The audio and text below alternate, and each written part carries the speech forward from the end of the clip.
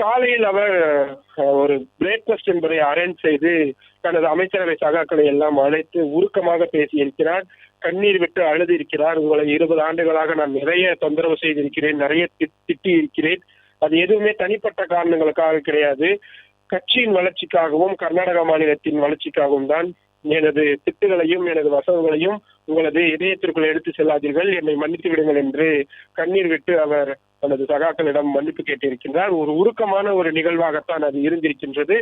அதை அடுத்துதான் இந்த முடிவுக்கு அவர் வந்திருக்கிறார். காலையில் அந்த காலை சிற்றுண்டி உணவும் போது கூட டி.கே. சிவகுமார் சித்தராமையாவின் கால்களில் விழுந்து ஆசீர்வாதம் வாங்கியிருந்தார். இருவருக்கும் இடையில் பரஸ்பரம் நல்ல மரியாதை இருக்கிறது. அந்த ஒரு பவுண்டரி லைன் என்பதை அவர்கள் வரையறை செய்து கொண்டு அதில் அவர்கள் சுமூகமாக பயணித்துக் கொண்டிருந்தார்கள். ஆனாலும் அந்த 2.5 ஆண்டு கால முடிவிற்கு பிறகு டி.கே. சிவகுமாரை விட அவரது ஆதரவாளர்கள் தான் தங்களது தலைவரையும் தங்களது ஒரு முகத்தையும் அந்த முதலமைச்சர் நாற்காலியில் அமர வைத்து பார்க்க வேண்டும் என்று தொடர்ச்சியான அழுத்தங்கள் என்பது கொடுக்கப்பட்டிருந்தது. நிறைய சவால்கள் இதற்காக காங்கிரஸ் கட்சியின் தலைமையும் இருந்தது. குறிப்பாக ரன்தீப் சிங் சுர்ஜிவாலா போன்ற கட்சியின் 2ஆம் மட்ட நிர்வாகிகள் களத்தில் இறங்கி அனைத்து தரப்பையும் சுமூகமாக எந்த சங்கடமும் இல்லாமல் இந்த பவர் டிரான்ஸ்பர் என்பது நடக்க வேண்டும் என்பதற்காக நிறையவே பிரயத்தனப்பட்டார்கள். பல மணி நேர ஒரு ஆலோசனை என்பது நடந்தது. மிக முக்கியமான பங்காற்றியவர் கர்நாடக மாநிலத்தில் இருந்து தற்பொழுது காங்கிரஸ் கட்சியின் தேசிய தலைவராக இருக்கக்கூடிய மல்லிகார்ஜுன கார்கே அவர்களுடைய உழைப்புதான்.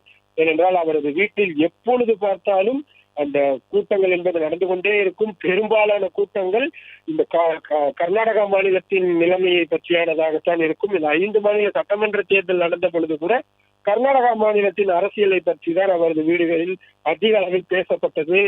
இன்னும் சொல்ல போனால் அந்த தமிழ்நாடு காங்கிரஸ் தமிழக வெற்றி கழகத்திற்கு ஆதரவு அளிக்கக்கூடிய அந்த மீட்டிங், கடைசி கட்ட அந்த ராகுல் காந்தி கலந்து கொண்ட அந்த கூட்டத்திற்கு முன்பாக நடந்தது கூட கர்நாடகா மாநிலத்தில் இந்த பவர் டிரான்ஸ்பர் சம்பந்தமான இந்த முதல்வர் பதவி மாற்றம் சம்பந்தமான ஆலோசனை கூட்டம் தான். அந்த அளவிற்கு அவர் கர்நாடகா மாநிலத்தின் அரசியல் தங்களை விட்டு போய்விடக் கூடாது, அது அவருடைய பவுண்டேஷனாக அவர் பார்க்கின்றார். அதனால்தான் இவ்வளவு காலதாமதம் எடுத்துக்கொண்டது. தற்பொழுது அந்த யாருக்கும் சங்கடம் இல்லாமல் அந்த ஒரு பதவி பரிமாற்றம் என்பது மேற்கொள்ளப்பட்டிருக்கிறது. சித்தராமையா அவர்களுக்கு என்ன மாதிரியான அடுத்த வாய்ப்புகள் கொடுக்கப்பட போகிறது என்பதுதான் மிக முக்கியமான நோக்கம், பார்க்க வேண்டியதாக இருக்கிறது. டெல்லி அரசியலுக்கு அவர் அழைத்து வரப்படுவாரா, அல்லது இன்னும் 2 ஆண்டுகளில் நடைபெறக்கூடிய ஒரு மிக முக்கியமான சட்டமன்ற தேர்தலுக்கு தயாராவதற்கு மாநிலத்தின் கட்சியும் தயார்படுத்துவாரா போன்ற பல்வேறு கேள்விகள் இருக்கிறது.